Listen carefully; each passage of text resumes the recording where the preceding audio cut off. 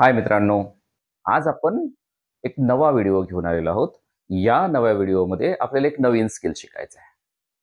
हे स्किल आहे story रायटिंगचं skill.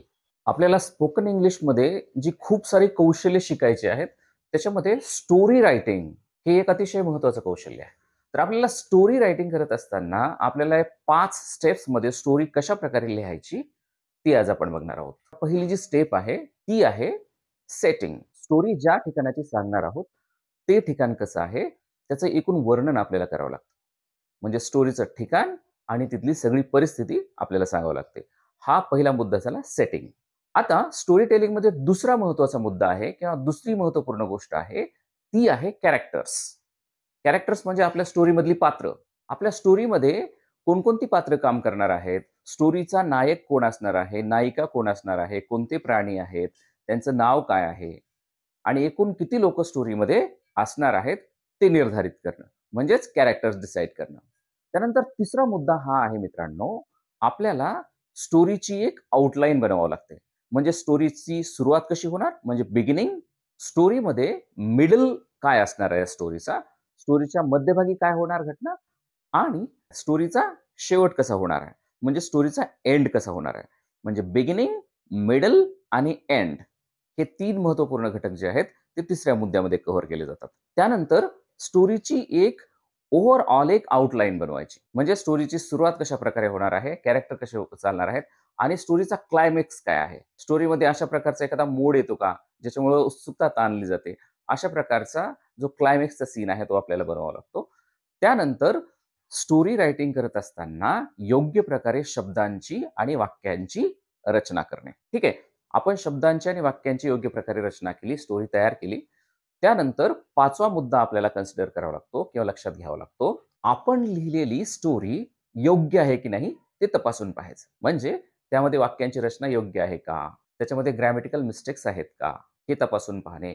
शब्द योग्य प्रकारे लिहिले आहेत का? त्यांच्या स्पेलिंग व्यवस्थित आहेत का? हे तपासून पाहणे. यानंतर शेवटचा आणि महत्त्वाचा मुद्दा आहे, तो अतिशय महत्त्वाचा आहे. लक्षात घ्या, आपल्याला स्टोरी झालेली सांगायची आहे. त्यामुळे स्टोरीमध्ये शक्यतो पास्ट टेन्स वापरला जातो.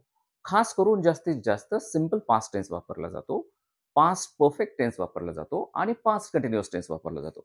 म्हणजे पास्ट टेन्स वापरला जातो. जेव्हा स्टोरीमधल्या पात्रांची किंवा कॅरेक्टरची जशीची तशी वाक्य आपल्याला सांगायची आहेत, तेव्हा मात्र आपण प्रेझेंट टेन्स वापरतो, सिंपल प्रेझेंट टेन्स वापरतो किंवा प्रेझेंट कंटिन्युअस टेन्स वापरतो. ठीक आहे. अशा प्रकारे आपल्याला 5 मुद्दे वापरायचे स्टोरी टेलिंगमध्ये. पहिलं काय करायचं आहे? सेटिंग ठरवायची आहे, म्हणजे ठिकाण ठरवायचं आहे, तिथलं वातावरण ठरवायचं आहे. दुसरं काय करायचंय? कॅरेक्टर निर्धारित करायचे आहेत. बरोबर आहे? तिसरं काय करायचंय? स्टोरीची बिगिनिंग, मिडल आणि एंड ठरवायचं आहे. चौथं काय करायचंय? स्टोरीची आउटलाईन तयार करायची आहे. स्टोरी लिहायची आहे. आणि 5व्या मुद्द्यामध्ये काय करायचं आहे? आपल्याला स्टोरीमधल्या चुका, ग्रामॅटिकल मिस्टेक, शब्दांच्या स्पेलिंग्स आणि आपण टेन्स बरोबर वापरले आहेत का? हे तपासायचं आहे. ठीक आहे. तर मित्रांनो, आज आपण काय केलेलं आहे? स्टोरी तयार करत असताना, स्टोरी बिल्ड करत असताना, स्टोरी राईट करत असताना कशाप्रकारे काळजी घ्यायची किंवा कुठल्या स्टेप्स करायच्या आहेत, ते आपण आज शिकलेलो आहोत. आपल्या पुढच्या व्हिडिओमध्ये आपण प्रत्यक्षामध्ये या स्टेप्स फॉलो करून स्टोरी बनवणार आहोत. ठीक आहे. आणि त्याच्या पुढच्या व्हिडिओमध्ये बनवलेली स्टोरी प्रेझेंट कशी करायची, बनवलेली स्टोरी सांगायची कशी, हे सुद्धा शिकणार आहोत. म्हणून तुम्हाला काय करायचं आहे? हा व्हिडिओ पूर्णपणे पाहायचा आहे, पुन्हा पाहायचा आहे आणि अशा प्रकारे स्टोरी बिल्ड करायची आहे. दुसरी महत्त्वाची गोष्ट काय करायची आहे? चॅनलला सबस्क्राईब करायचं आहे, लाईक सुद्धा करायचं आहे आणि आपल्या सगळ्या मित्र-मैत्रिणींना शेअर करायचं आहे. Facebookवर तुम्ही असाल तर पेजला फॉलो करायचं आहे, माझ्या अकाउंटला फॉलो करायचं आहे आणि Instagramवर सुद्धा काय करायचं आहे? फॉलो करायचं आहे. Okay. Thank you. Bye bye.